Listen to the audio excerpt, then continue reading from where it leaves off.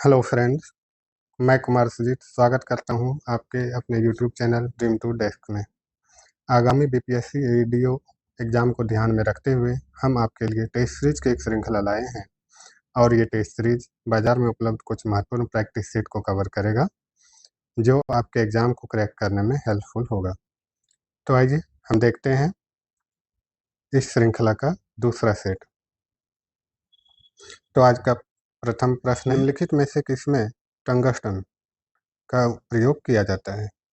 तो निम्नलिखित में से किसमें टंगस्टन का प्रयोग किया जाता है? जैसा कि आपको मालूम है, टंगस्टन का प्रयोग विद्युत बल्ब में किया जाता है, विद्युत बल्ब के फिलामेंट को बनाने का सिंबल होता है डब्ल्यू और इसकी विशेषता होती है इसका गलनांक उच्च होता है, उच्च गलनांक और कम वाष्प दाब विशेषता इसे बल्ब में उपयोग के लायक बनाती है। नेक्स्ट क्वेश्चन, भारत में सन 1855 में प्रथम जूट उद्योग कहाँ स्थापित किया गया था? तो भारत में प्रथम जूट उद्योग कोलकाता के पास एक जगह है रिसरा। तो कोलकाता के पास जो जगह है रिसरा, वहाँ भारत का प्रथम जूट उद्योग स्थापित किया गया था। ब्रिटिश व्यवसायी जॉर्ज एक्लैंड बाबू बिशुम्बर सेन द्वारा भारत का प्रथम जूट उद्योग स्थापित किया गया था। कब स्थापित किया गया था? तो 1885 में स्थापित किया गया था। 1885 को आपको ध्यान में रखना है। नेक्स्ट, भारत में सन 1904 में प्रथम सीमेंट उद्योग संयंत्र कहाँ स्थापित किया गया था? तो भारत में सन 1904 में प्रथम उद्योग संयंत्र स्थापित किया गया था चेन्नई में, तत्कालीन मद्रास में, जो कि वर्तमान का चेन्नई है। यहाँ भारत का प्रथम सीमेंट उद्योग स्थापित किया गया था। कब किया गया था? सन 1904 में स्थापित किया गया था। किस कंपनी के द्वारा किया गया था? South India industries limited, south India industries limited के द्वारा किया गया था। वर्तमान में, जिसे बाद में आगे चल करके इसका नाम द मद्रास सीमेंट कंपनी कर दिया गया। तो आइए हम आगे बढ़ते हैं नेक्स्ट क्वेश्चन की तरफ। भारत में मीथेन का एक बड़ा स्रोत है। मीथेन, तो मीथेन का क्या स्रोत है? तो भारत में मीथेन का एक बड़ा स्रोत है धान का खेत। धान के खेत में जब पानी जमा होता है और वहाँ पे रासायनिक क्रिया से मीथेन गैस की उत्पत्ति होती है। हमारा अगला प्रश्न है, भारत का क्षेत्रफल संसार के क्षेत्रफल का 2.4% है, परंतु इनकी जनसंख्या कितनी है? तो 2011 की जनगणना के अनुसार भारत की जनसंख्या है 17.5%। संपूर्ण विश्व की जनसंख्या का 17.5% है और इसलिए हमारा ऑप्शन पी हो जाएगा। संपूर्ण मानव जाति का 17% जनसंख्या है। नेक्स्ट क्वेश्चन को हम देखते हैं, भारत में कौन सा बायोस्फीयर रिजर्व यूनेस्को द्वारा अंतर्राष्ट्रीय स्तर पर मान्यता प्राप्त नहीं है? तो बायोस्फीयर रिजर्व, भारत में कुल 18 बायोस्फीयर रिजर्व हैं, जिनमें से 12 को यूनेस्को द्वारा मान्यता दी गई है। हम ऑप्शन को देखते हैं तो नीलगिरी, ये भी सही है। सुंदरवन, इसे भी मान्यता प्राप्त है। मन्नार की खाड़ी। इस तरीके से कौन सा मान्यता प्राप्त नहीं पूछा था, तो हमारा करेक्ट ऑप्शन हो जाएगा ऑप्शन डी। इन तीनों को ही मान्यता प्राप्त है। नेक्स्ट क्वेश्चन को हम देखते हैं, राज्यों और उनके भौगोलिक क्षेत्र के वनाच्छादित भाग के प्रतिशत के युग्मों में कौन सा युग्म सम्मिलित है? अर्थात वनाच्छादित, भौगोलिक क्षेत्र में वनाच्छादित का प्रतिशत पूछा है। तो मिजोरम 74.53%, अरुणाचल प्रदेश 89.33%, मेघालय 79.33%। उपयुक्त में से कोई नहीं। इसका करेक्ट ऑप्शन है उपयुक्त में से कोई नहीं। अब इतना डेटा तो याद आपको रह नहीं पाएगा, बेहतर है हम इसे याद ना करें, बल्कि जिसका सबसे ज़्यादा है, यदि हम प्रतिशत की बात करें तो मिजोरम में 1% सबसे ज़्यादा है और यह कितना है? 84.53%। हम बस इसे याद रखेंगे। ओके, आइए आगे बढ़ते हैं नेक्स्ट प्रश्न की तरफ। कथन अ, अरावली के पश्चिम में राजस्थान के भाग पूर्वी भागों की अपेक्षा कम वर्षा प्राप्त करते हैं। कारण ब अरावली की दिशा दक्षिण पश्चिम मानसून की अरब सागरीय शाखा के समानांतर है। तो इसका करेक्ट ऑप्शन है ऑप्शन ए।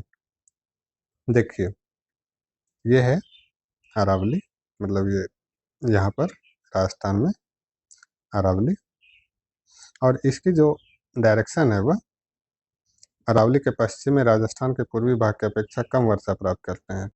इसमें कहा जा रहा है कि जो पूर्वी भाग हैं ये ज़्यादा वर्षा प्राप्त करते हैं और पश्चिमी भाग कम वर्षा प्राप्त करते हैं। यह बात सही है, क्योंकि हिंद महासागर की से जो मानसूनी हवाएं चलती है उसके समांतर पड़ जाती है, कोई अवरोध ये पैदा नहीं कर पाती। यदि इसका डायरेक्शन ऐसा होता तो यहाँ बारिश होती, लेकिन ऐसा है नहीं। अवरोध पैदा नहीं कर पाने के कारण ये हवाएं डायरेक्ट आगे जम्मू कश्मीर तक जाती है, जबकि पश्चिम बंगाल से बंगाल की खाड़ी से आने वाली मानसूनी हवाएं के कारण यहाँ लगभग 25 सेंटीमीटर की वर्षा रेखा पाई जाती है। इसके कारण मुख्य रूप से वर्षा पूर्वी भाग में होती है। इसलिए हमारा करेक्ट ऑप्शन होगा दोनों, और बसत है और कारण को भी स्पष्ट करता है। नेक्स्ट प्रश्न को हम देखते हैं। निम्नलिखित तुलना के आधार पर हिमालयी नदी की प्रायद्वीपीय नदी से तुलना करें। पहला, अधिकांश हिमालयी नदियां 12 मासी हैं, जबकि अधिकांश प्रायद्वीपीय नदियां वर्षा पर निर्भर है। ऑप्शन 2 ये सही है। हिमालयी नदियां 12 मासी है, बिल्कुल सही है। अधिकांश प्रायद्वीपीय नदियां वर्षा पर निर्भर है, यह बात भी सही है। दूसरा ऑप्शन, हिमालयी नदी की ढाल प्रायद्वीपीय नदी की तुलना में अधिक खड़ी है। हाँ, हिमालयी नदी की ढाल अधिक है, स्लोप जो है ज़्यादा है, क्योंकि हिमालय में ऊंची पर्वत श्रृंखलाएं हैं, ऊंचाई पर ग्लेशियर हैं और ढाल अधिक है। ऑप्शन 3 तो यह भी सही है। प्रायद्वीपीय नदी हिमालयी नदी की तुलना में अपने रास्ते में अधिक क्षरण का कारण बनती है। नहीं, क्योंकि हिमालय हिमालय अपेक्षाकृत नया है और प्रायद्वीपीय भाग पठारी भाग है और यह पुराना है, तो प्रायद्वीपीय नदी ज़्यादा क्षरण नहीं कर पाती है, बल्कि हिमालयी नदियाँ अधिक क्षरण करती है। ये ऑप्शन गलत है। इस तरह हमारा करेक्ट ऑप्शन हो जाएगा ऑप्शन 1 एंड 2, केवल 1 और 2। नेक्स्ट प्रश्न को हम देखते हैं। विश्व का बृहत्तम डेल्टा निर्मित होता है, तो इसका करेक्ट ऑप्शन है गंगा ब्रह्मपुत्र द्वारा। गंगा ब्रह्मपुत्र डेल्टा विश्व की सबसे बड़ी डेल्टा है। आइए अब हम देखते हैं क्वेश्चन नंबर 11। पर्वत की चोटियों के समूह को ऊंचाई के घटते क्रम में नीचे दी गई है, निम्नलिखित में से कौन सा क्रम सही नहीं है। नहीं पूछा कौन सा क्रम सही नहीं है, तो देखते हैं। सबसे पर्वत की सबसे ऊंची चोटी कौन सी है? माउंट एवरेस्ट है। दूसरे नंबर पर माउंट एवरेस्ट की ऊंचाई हम देख लेते हैं। माउंट एवरेस्ट की ऊंचाई 8,848.86 मीटर। दूसरे नंबर पर आता है K2 अर्थात गाडविन ऑस्टिन। K2 बोले या गाडविन ऑस्टिन। इसकी हाइट है 8,611 मीटर। और तीसरे नंबर पर है कंचनजंगा। इसकी ऊंचाई है 8,586 मीटर। इसके क्रम को आप याद रखेंगे, इन तीनों के डेटा को याद रखेंगे, इंपॉर्टेंट होगा। तो यहाँ हम देखते हैं। और धौलागिरी, धौलागिरी की कितनी ऊंचाई है? धौलागिरी की ऊंचाई है 8,172 मीटर। तो हम देखते हैं कि माउंट एवरेस्ट, कंचनजंगा और धौलागिरी।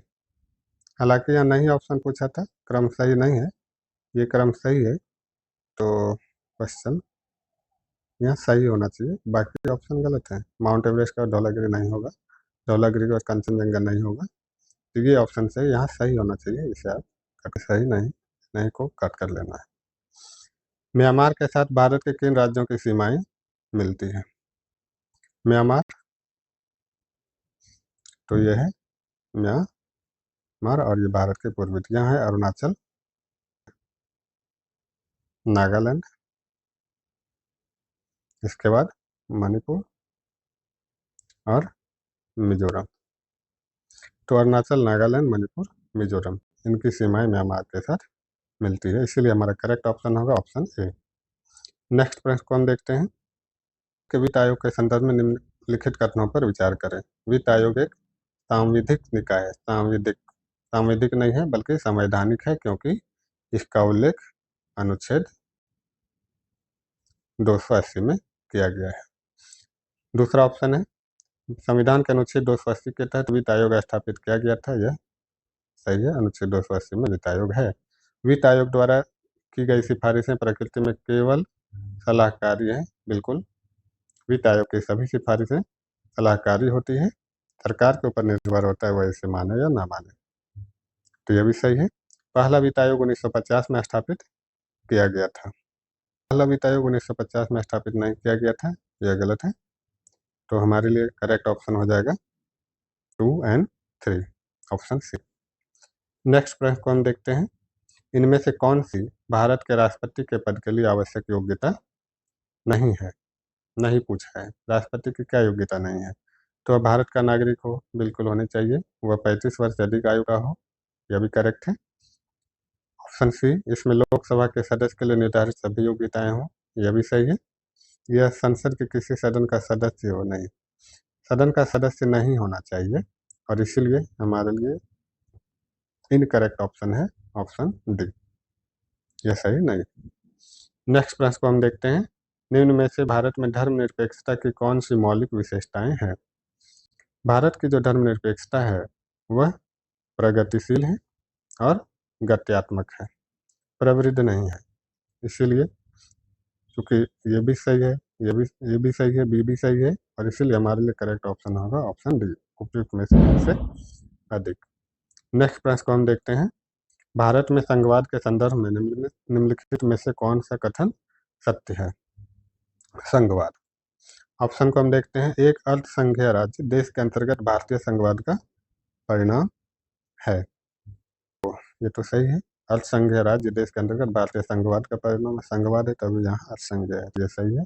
भारतीय संघवाद देश में एकल राज्य व्यवस्था स्थापित करता है, नहीं, एकल राज्य व्यवस्था स्थापित नहीं करता है, बल्कि मल्टीलेटरिज्म है। सी है, भारतीय संघवाद सुदृढ़ एकात्मक आधार के साथ क्षैतिज नहीं है, यह भी गलत है। तो 16 का एक करेक्ट ऑप्शन है। निम्नलिखित में से कौन सा कथन बहुराष्ट्रीय कंपनियों के बारे में सत्य है? बहुराष्ट्रीय कंपनियां, एक बहुराष्ट्रीय कंपनी वह है जो एक से अधिक देशों में उसका स्वामित्व होता है, करेक्ट है। बहुराष्ट्रीय कंपनी हमेशा लोकल या स्थानीय निर्माता के साथ संयुक्त रूप से सबसे उत्पादन करती है, ये भी सही है। बहुराष्ट्रीय कंपनी अपने साथ प्रौद्योगिकी ला सकती है, हाँ ला सकती है, तो यह ऑप्शन डी सही हो जाएगा। नेक्स्ट 18, भारतीय योजना आयोग के अनुसार निम्नलिखित में से कौन से गरीबी रेखा के लिए सही है? देखिए, भारतीय योजना आयोग ने सुरेश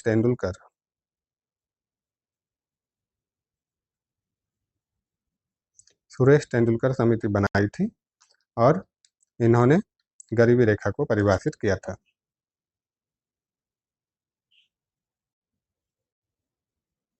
इनके अनुसार इन्होंने 2011-12 के डेटा को यूज करते हुए इन्होंने बताया कि 816 रुपये प्रति व्यक्ति प्रति माह, है ना, ग्रामीण क्षेत्र के लिए यदि वो कमाते हैं तो फिर वो गरीब नहीं है। ये बैठता है लगभग 27 रुपये प्रतिदिन। वहीं शहरी क्षेत्र के लिए उन्होंने कहा कि यदि वो 1000 रुपये प्रति माह उनकी आय है तो वो गरीब नहीं है, और ये लगभग 33 रुपये प्रतिदिन होता है। तो इस प्रकार हम देखते हैं कि ग्रामीण क्षेत्र के लिए 27 तो नहीं है, लेकिन 26 है, निकटतम ऑप्शन है 26 रुपये प्रतिदिन, और नगरीय क्षेत्र के लिए 32 रुपये प्रतिदिन। तो हमारे लिए करेक्ट ऑप्शन हो जाएगा ऑप्शन 2 और 3। तो हमारे लिए करेक्ट ऑप्शन होगा ऑप्शन सी, 2 और 3।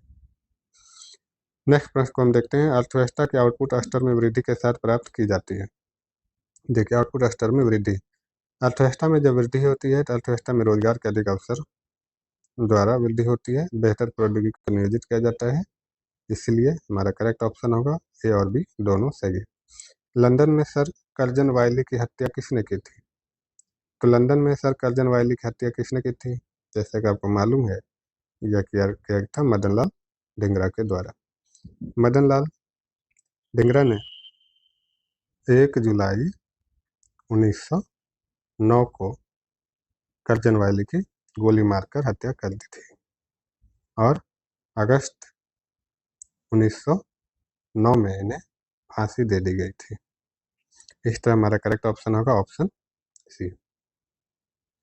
नेक्स्ट प्रश्न, लाला हथियाल, बाबा हरनाम सिंह, टोडीलाल, बाबा सोहन सिंह बाकना और गुरदीप सिंह जुड़े थे। तो लाला हरदयाल, तो लाला हरदयाल से हम देख लेंगे, तो लाला हरदयाल गदर आंदोलन से जुड़े हुए थे।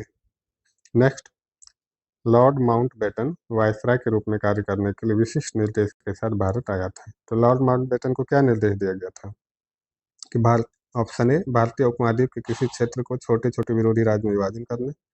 नहीं, इनको विभाजन का नहीं दिया गया था। यदि संभव हो तो भारत को संगठित रखना, ये करेक्ट ऑप्शन है, इसीलिए हमारा ऑप्शन हो जाएगा ऑप्शन बी। नेक्स्ट, ब्रिटिश प्रधानमंत्री रैमजे मैकडोनाल्ड द्वारा सांप्रदायिक पंचायत की घोषणा की गई थी। सांप्रदायिक पंचायत के तहत विभिन्न समूहों के लिए पृथक निर्वाचन की व्यवस्था की गई थी। पृथक निर्वाचन की व्यवस्था की गई थी। इसके तहत उच्च वर्ग, निम्न वर्ग, मुस्लिम, बौद्ध, सिख, भारतीय ईसाई, एंग्लो इंडियन, पारसी, दलित, इनके लिए अलग निर्वाचन क्षेत्र और अलग निर्वाचन की व्यवस्था की गई थी। और कब की गई थी? अगस्त 1932 में।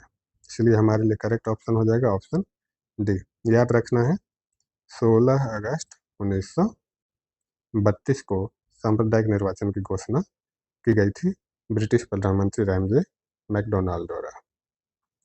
आइए आगे बढ़ते हैं नेक्स्ट प्रश्न की तरफ। इनमें से कौन रॉलेट अधिनियम 1919 के बारे में सत्य है? रॉलेट अधिनियम 1919 यह एक काला कानून था जिसके तहत भारतीयों पर काफी दमन किया गया था।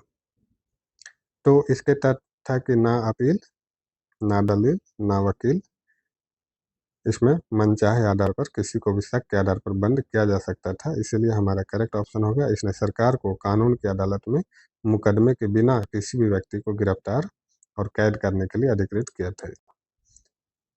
नेक्स्ट हम देखते हैं, निम्नलिखित वर्गों में कौन 1905 के स्वदेशी आंदोलन से मुख्यतः अप्रभावित रहा? अप्रभावित पूछ रहे हैं। देखिए, 1905 में जो स्वदेशी आंदोलन हुआ था, बंगाल विभाजन के विरोध में हुआ था। इसमें बुद्धिजीवियों ने बढ़ चढ़ कर हिस्सा लिया था, महिलाओं ने भी बढ़ चढ़ कर हिस्सा लिया था। तो कृषक और मुसलमान की भागीदारी इसमें नगण्य थी और इसीलिए हमारा करेक्ट ऑप्शन होगा ऑप्शन सी, 2 और 3।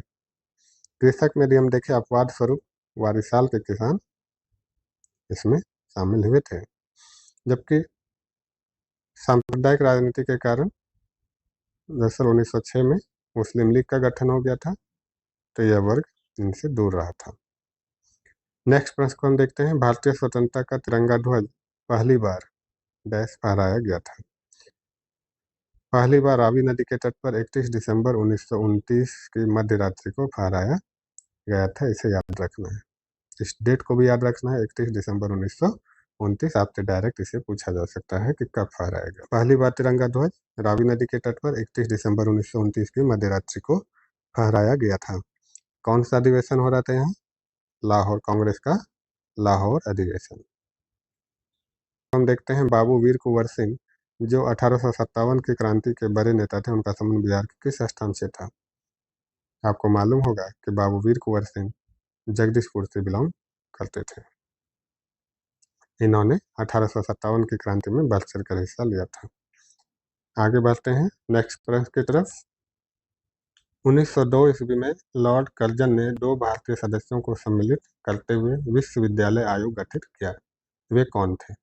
मतलब विश्वविद्यालय आयोग किनके नेतृत्व में गठित किया गया था? देखिए, इसमें कुछ फैक्ट है, इन्हें याद रखना है पहले। 1902 में लॉर्ड कर्जन के टाइम पहली बार एक विश्वविद्यालय आयोग का गठन किया गया था। तो किनके नेतृत्व में गठन किया गया था? इनका गठन किया गया था सैयद हुसैन बिलग्रामी और न्यायमूर्ति गुरुदास बनर्जी, इनके नेतृत्व में गठन किया गया था। और इन्हीं के आधार पर 1904 ईस्वी में प्रथम विश्वविद्यालय अधिनियम लाया गया। प्रथम विश्वविद्यालय अधिनियम, प्रथम भारतीय विश्वविद्यालय अधिनियम। तो अब हम देखते हैं नेक्स्ट प्रश्न को। औपनिवेशिक शासन ने भारत में कौन सी राजस्व प्रणाली स्थापित की? अस्थायी बंदोबस्त प्रणाली, रैयतवारी बंदोबस्त प्रणाली, महालवारी बंदोबस्त प्रणाली। ये तीनों ही सही है, इसलिए हमारे लिए करेक्ट ऑप्शन होगा ऑप्शन डी। देखते हैं अस्थायी बंदोबस्त प्रणाली कॉर्नवालिस द्वारा लाया गया था बिहार, बंगाल और उड़ीसा के क्षेत्रों में।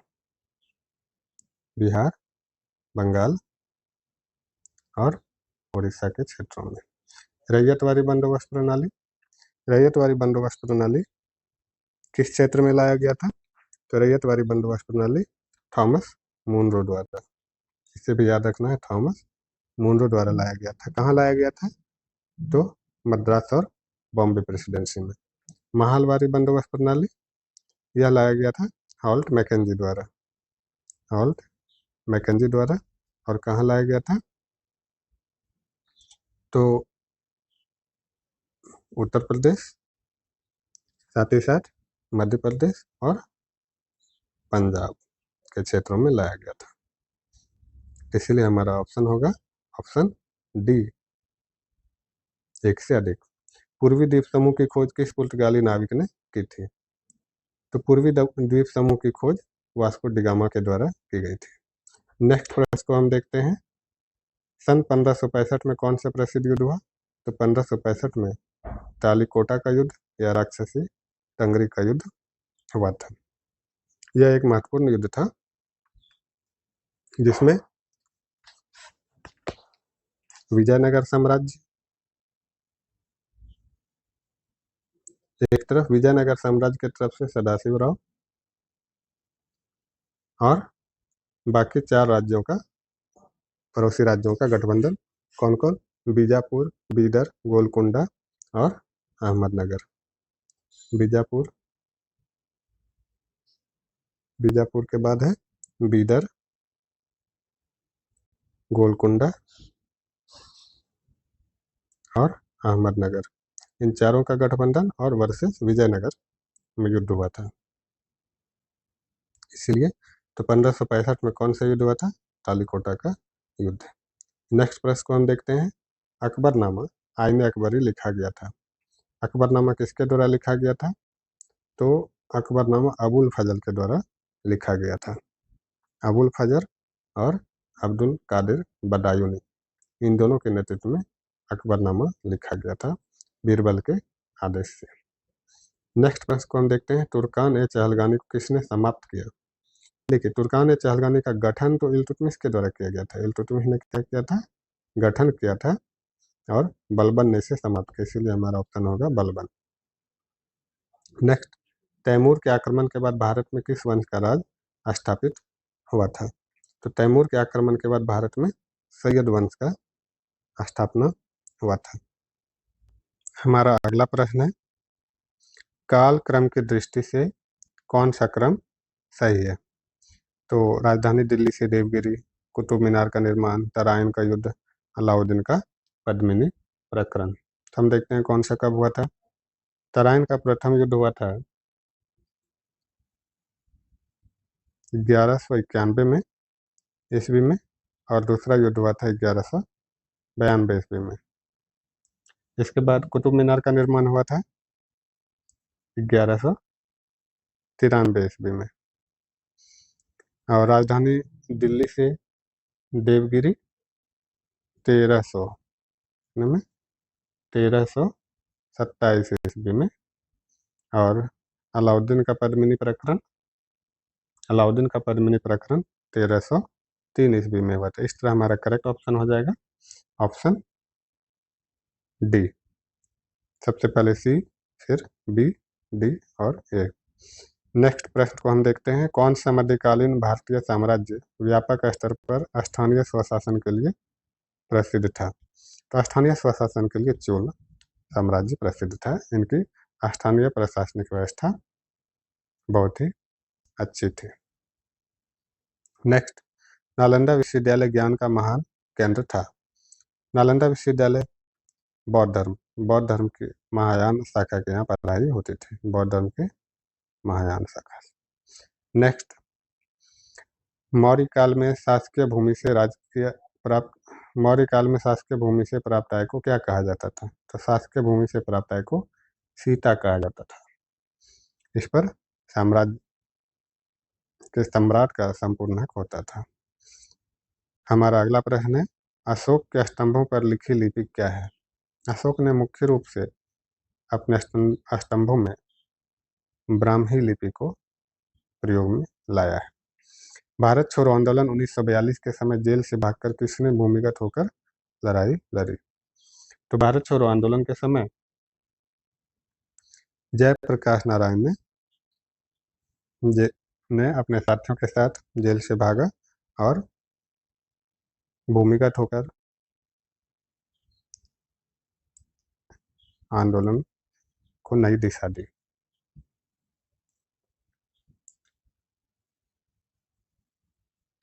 नेक्स्ट, प्राचीन राज्य अवंती की राजधानी थी। तो अवंती की दो राजधानी थी, उज्जैनी और महिष्मती।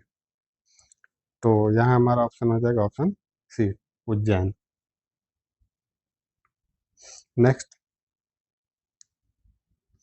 त्रिरत्न या तीन रत्न जिसे सटीक ज्ञान, सच्ची आस्था और सटीक क्रिया, इनमें से किससे संबंधित है? तो यह संबंधित है जैन धर्म से। जैन धर्म के तीन रत्न हैं, सम्यक ज्ञान, सम्यक दर्शन और सम्यक चरित्र। महात्मा बुद्ध ने अपना पहला धर्मचक्र प्रवर्तन उपदेश किस स्थान पर दिया था? तो महात्मा बुद्ध ने अपना पहला उपदेश सारनाथ में दिया था, जो कि धर्मचक्र प्रवर्तन उपदेश कहलाया। नेक्स्ट प्रश्न को हम देखते हैं, ऋग्वेद में यज्ञ हेतु कितने प्रकार के पुरोहित का वर्णन मिलता है? ऋग्वेद में यज्ञ हेतु 4 प्रकार के पुरोहित का वर्णन मिलता है। ये कौन कौन से हैं? ये हैं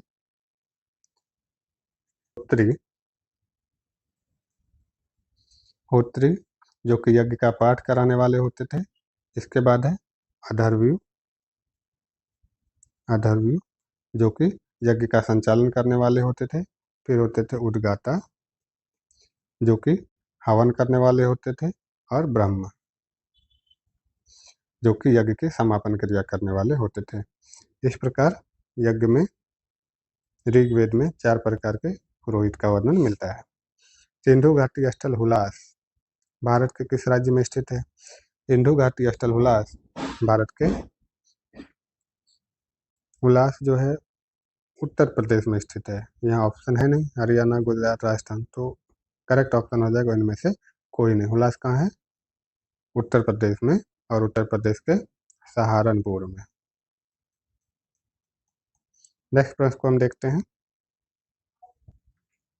हुलास यूपी में।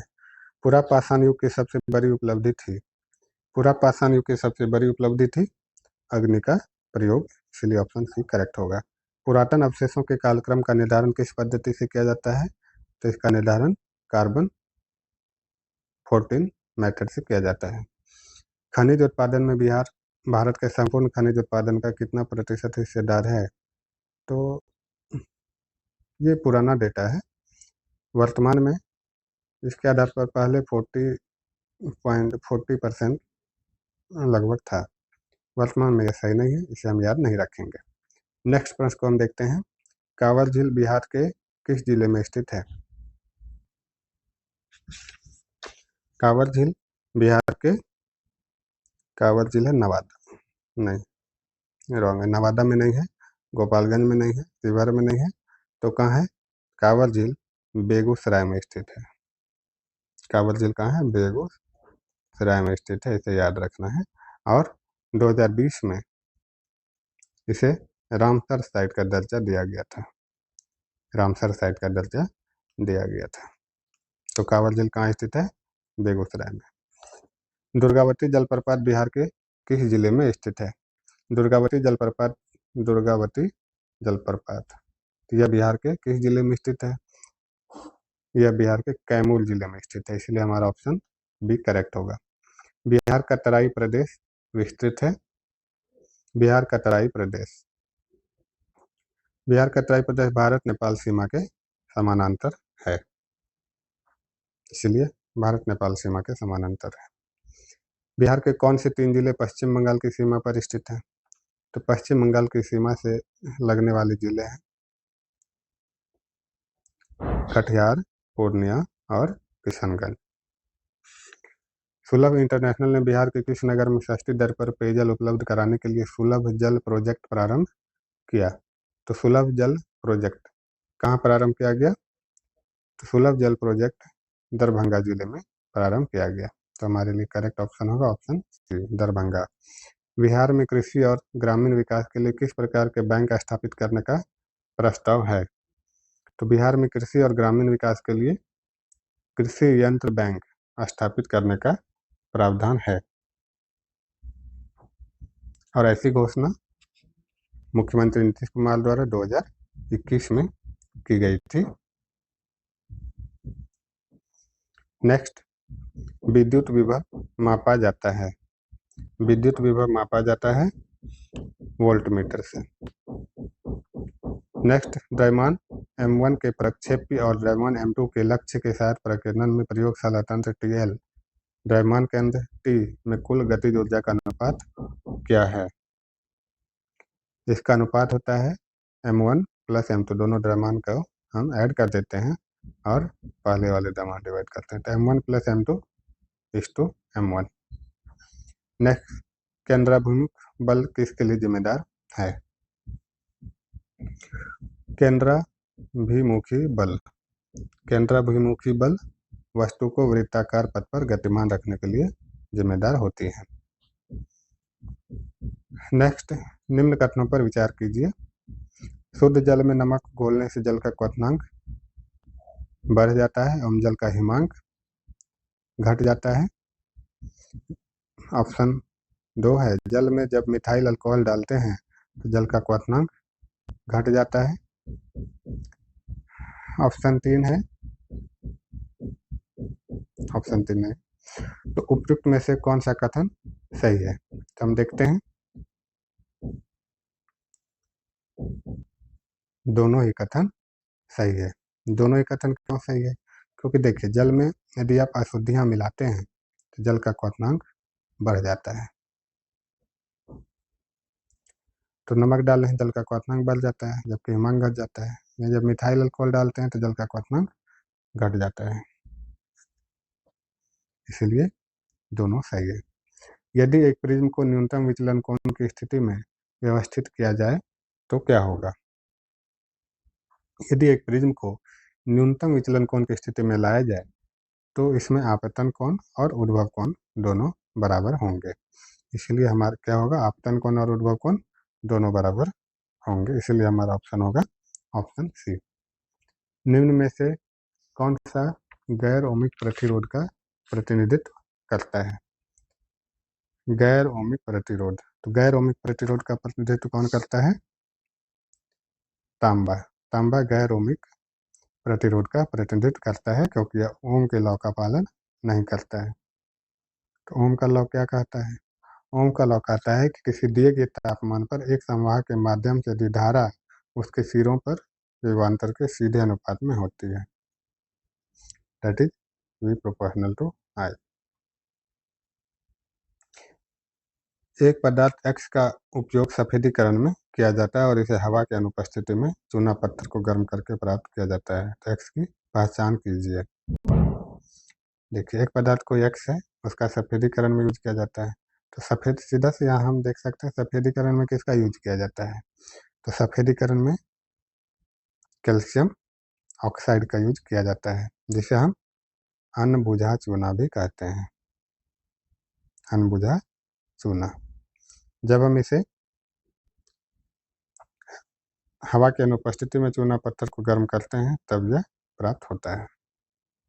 चूना पत्थर का होता है CaCO3, यह है चूना पत्थर, इसे गर्म किया जाता है हवा की अनुपस्थिति में तो हमें मिलता है CO। Calcium oxide. 62, question number 62, केंद्रीय क्रिस्टलीय ठोसों के बारे में निम्नलिखित में से कौन सा कथन गलत है? तो क्रिस्टलीय ठोस निश्चित ज्यामितीय आकार के होते हैं। तीव्र गलनांक होता है, यह भी सही है। प्रकृति में आइसोट्रोपिक नहीं, ये गलत है। तो इसलिए चूंकि गलत पूछा है तो क्रिस्टलीय ठोस की यह प्रकृति में, प्रकृति में आइसोट्रोपिक नहीं होते हैं।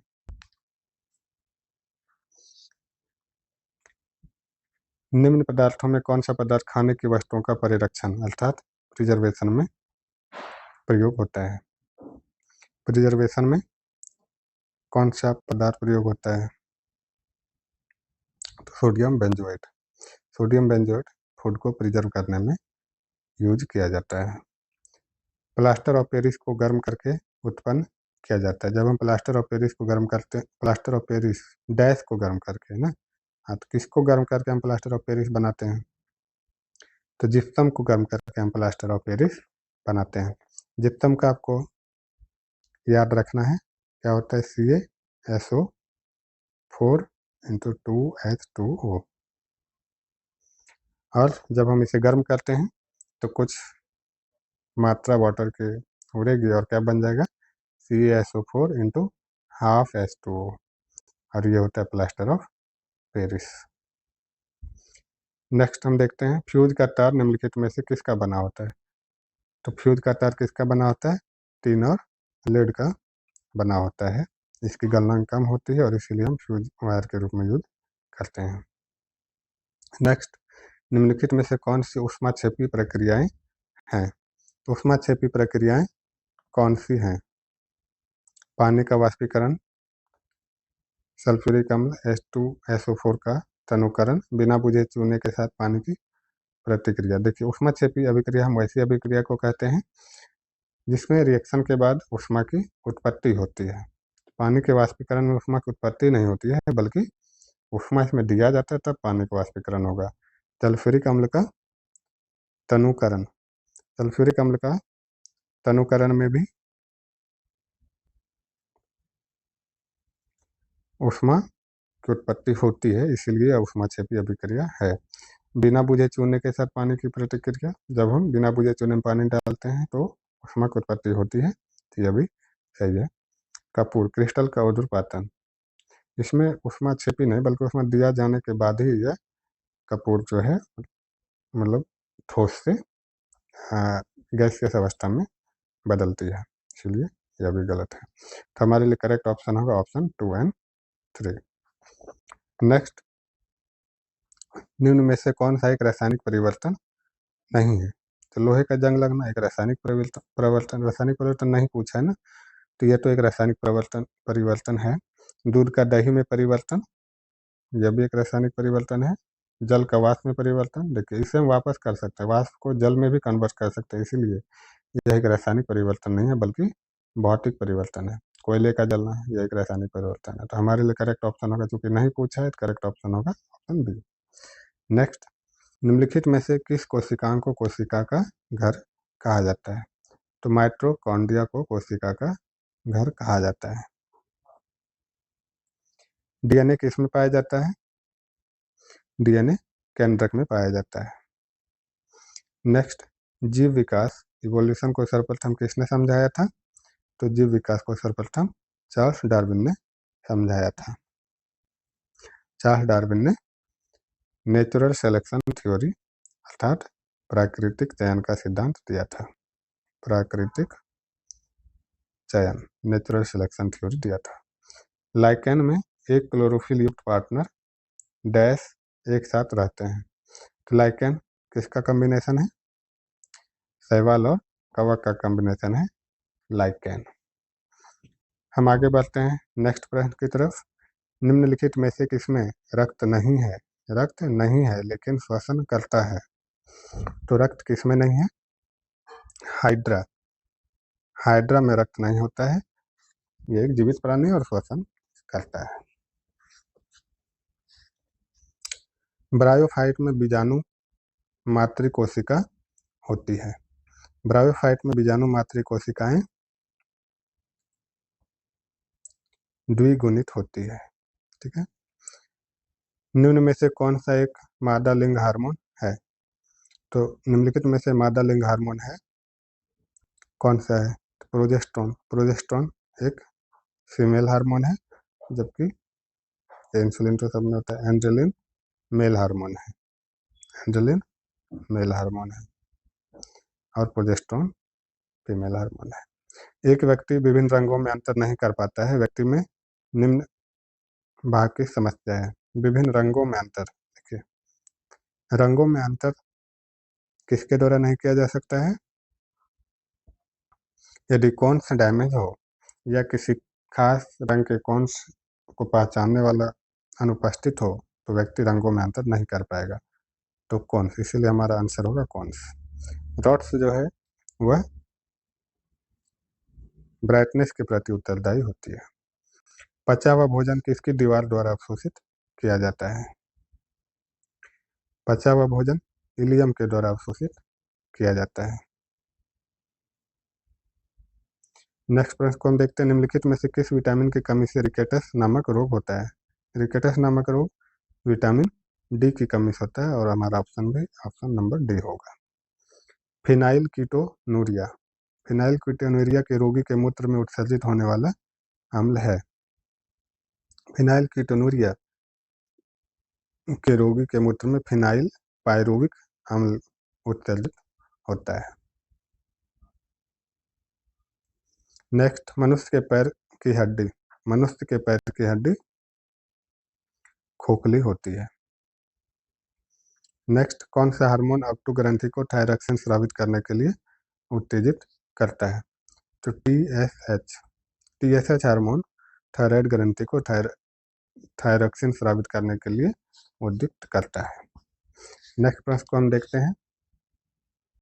शल्य क्रिया में पट्टियों के रूप में किसका यूज किया जाता है? तो शल्य क्रिया में पट्टियों के रूप में प्लास्टर ऑफ पेरिस का यूज किया जाता है। इसे हम कैल्शियम सल्फेट भी कहते हैं। प्लास्टर ऑफ पेरिस का यूज किया जाता है, इसे हम कैल्शियम सल्फेट भी कहते हैं, इसलिए हमारा ऑप्शन हो जाएगा calcium sulphate, option A. Malaria उत्पन्न करने वाले सूक्ष्मजीव निम्नलिखित में से किस अंग में जाते हैं? तो मलेरिया उत्पन्न करने वाले जीव यकृत को प्रभावित करते हैं। नेक्स्ट, पद्मनाभ स्तंभ का उदाहरण दें। पद्मनाभ स्तंभ का उदाहरण दें। तो ऑप्शन है पत्र प्रकलिका, ऑप्शन बी एस्पेरागन्स, ऑप्शन सी सेल्पिनिया और ऑप्शन डी नागफनी। तो नागफनी जो है पद्मनाभ स्तंभ का उदाहरण है। यह एक चपटा, हरा और कूदेदार रूपांतरित तना है जो पत्ती की तरह प्रकाश संश्लेषण कार्य करता है, इसीलिए हम इसे पद्मनाभ स्तंभ कहते हैं। नेक्स्ट, जड़ें किस मृदा में से जल अवशोषित करती है? तो जो पौधे की जड़ें हैं वो किस मृदा में से जल अवशोषित करती है? किस प्रकार ना, या किस प्रकार होता है? कैपिलरी एक्शन के द्वारा वह अवशोषित करती है। इस प्रश्न को हम देखते हैं। निम्नलिखित में से कौन सी प्रक्रिया द्वारा कार्बन CO2 के रूप में वायुमंडल में लौट जाती है? तो किससे लौट जाती है? क्षयग्रस्त जीवों का क्षय होता है, CO2 का वहाँ उत्सर्जन होगा तो लौट जाएगी। श्वसन से भी CO2 की उत्पत्ति होती है, वह भी वापस CO2 वायुमंडल में मिलती है। प्रकाश संश्लेषण, तो प्रकाश संश्लेषण तो नहीं होगा, इससे ऑक्सीजन की उत्पत्ति होती है। ये तो हमारे लिए करेक्ट ऑप्शन हो जाएगा उपयुक्त में से एक से अधिक। नेक्स्ट, पौधे अपनी जड़ों के रेशों द्वारा मिट्टी में जल का अवशोषण करते हैं। यह कार्य किस कारण से होता है? पौधे अपनी जड़ों में रेशों द्वारा मिट्टी में से जल का अवशोषण करते हैं। यह कैसे होता है? तो जो ऑस्मोसिस में डिफरेंस होता है ना, इसके वजह से। तो परासरण संघनता में विभिन्नता के कारण जो है पौधे कैपिलरी एक्शन के द्वारा जल को अवशोषित करते हैं। मानव शरीर में पाचन के लिए कौन सी सहायक ग्रंथि उपस्थित होती है? पाचन के लिए कौन सी ग्रंथि सहायक ग्रंथि होती है तो जठर, जठर ग्रंथि से जठरस की उत्पत्ति होती है और जो पाचन में सहायक होती है। नेक्स्ट क्वेश्चन नंबर 88, निषेचन के पश्चात बीजांड में एक कठोर आवरण विकसित होता है तथा यह किसमें विकसित होता है? निषेचन के पश्चात बीजांड से एक कठोर आवरण विकसित होता है तथा यह किसमें विकसित होता है? विकसित हो जाता है। चाय की पत्ती के उपचार के लिए किसका प्रयोग किया जाता है? चाय की पत्ती के उपचार के लिए कवक का यूज किया जाता है, फंगस का यूज किया जाता है। कौन सा अंतः परजीवी है? अंतः परजीवी कौन सा है? अंतः परजीवी है कृमि, पट्टकृमि। यह शरीर के अंदर रह कर, बाकी भी परजीवी हैं लेकिन यह शरीर के ऊपर में रह के शोषण करते हैं। अब हम देखते हैं नेक्स्ट प्रश्न को। 11वें sea trade maritime logistic Middle East सम्मेलन के दौरान भारतीय शिपिंग रजिस्टर द्वारा कौन सी महत्वपूर्ण घोषणा की गई? तो भारतीय शिपिंग रजिस्टर द्वारा कौन सी घोषणा की गई कि सऊदी अरब के दम्माम में एक नए कार्यालय की शुरुआत की जाएगी, जिसकी घोषणा की गई। 11वें सी रजिस्टर सम्मेलन यह जो है पश्चिम एशिया में भारत की समुद्री उपस्थिति को मजबूत करने के लिए ऐसी घोषणा की गई है। अब हम आगे बढ़ते हैं नेक्स्ट प्रश्न की तरफ। 2025 को मनाए गए विश्व रेड क्रॉस और रेड क्रिसेंट दिवस का मुख्य विषय क्या है? तो विश्व रेड क्रॉस और रेड क्रिसेंट दिवस कब मनाया गया था? तो 8 मई को मनाया गया था और इसके लिए मुख्य विषय क्या थे? मुख्य विषय था मानवता को जीवित रखना। इसे याद रखना आपके लिए इम्पोर्टेंट क्वेश्चन है। भारत की पहली निजी स्वामित्व वाली हेलीकॉप्टर फाइनल असेंबली लाइन स्थापित करने के लिए टाटा एडवांस लिमिटेड TASL और TASL ने किस यूरोपीय एरोस्पेस कंपनी के साथ साझेदारी की? तो टाटा ने किसके साथ साझेदारी की है? एयरबस के साथ साझेदारी की है, इसलिए हमारा ऑप्शन हो जाएगा ऑप्शन सी। नेक्स्ट, हाल ही में अंतर्राष्ट्रीय क्रिकेट परिषद के नए एसोसिएट सदस्य के रूप में किन 2 देशों को शामिल किया गया है? ICC में किन 2 देशों को एसोसिएट सदस्य के रूप में शामिल किया गया है? तिमोर लेस्टे और जाम्बिया, इसे ICC में शामिल किया गया है। नेक्स्ट, 66वें अंतर्राष्ट्रीय गणित ओलंपियाड 2025 में भारत ने कौन सी रैंक हासिल की है? तो भारत ने 7वीं रैंक हासिल की है। DGFT और MSME मंत्रालय द्वारा निर्यातकों, विशेषकर MSME की मदद के लिए लॉन्च किए गए नए प्लेटफॉर्म का नाम क्या है? तो नए प्लेटफॉर्म का नाम है ट्रेड कनेक्ट ई प्लेटफॉर्म। ट्रेड कनेक्ट ई प्लेटफॉर्म DGFT अर्थात विदेश व्यापार महानिदेशालय और MSME अर्थात सूक्ष्म लघु और उद्यम मंत्रालय द्वारा ट्रेड कनेक्ट ई प्लेटफॉर्म को लाया गया है। नेक्स्ट, भारतीय सेना ने आकाश प्राइम मिसाइल प्रणाली का सफल परीक्षण किस स्थान पर किया है? तो आकाश प्राइम मिसाइल प्रणाली का सफल परीक्षण लद्दाख में किया गया है। मानसून के आगमन से पहले बिहार राज्य आपदा प्रबंधन प्राधिकरण द्वारा आयोजित वार्षिक बाढ़ सुरक्षा सप्ताह की थीम क्या थी? तो वार्षिक बाढ़ सुरक्षा सप्ताह की थीम थी पुनः तैयारी, बेहतर सुरक्षा। नेक्स्ट क्वेश्चन को हम देखते हैं। नई दिल्ली स्थित army hospital research and referral द्वारा आयोजित पहले सशस्त्र बल राष्ट्रीय सम्मेलन SIP 2025 का मुख्य केंद्र बिंदु क्या था? तो मुख्य केंद्र बिंदु था सस्टेनेबल हॉस्पिटल आर्किटेक्चर, प्लानिंग और इंफ्रास्ट्रक्चर। लास्ट क्वेश्चन हम देखते हैं। सितंबर 2025 में बिहार विधानसभा ने राज्य की नौकरियों में महिलाओं के लिए आरक्षण को 35% से बढ़ाकर कितना करने का विधेयक पारित किया? 50%। तो राज्य की नौकरियों में महिलाओं के आरक्षण को 35% से बढ़ाकर 50% करने का प्रावधान किया। इस तरह आज के लिए बस इतना ही। आप हमसे लगातार जुड़े रहने के लिए हमारे चैनल को सब्सक्राइब करें। धन्यवाद।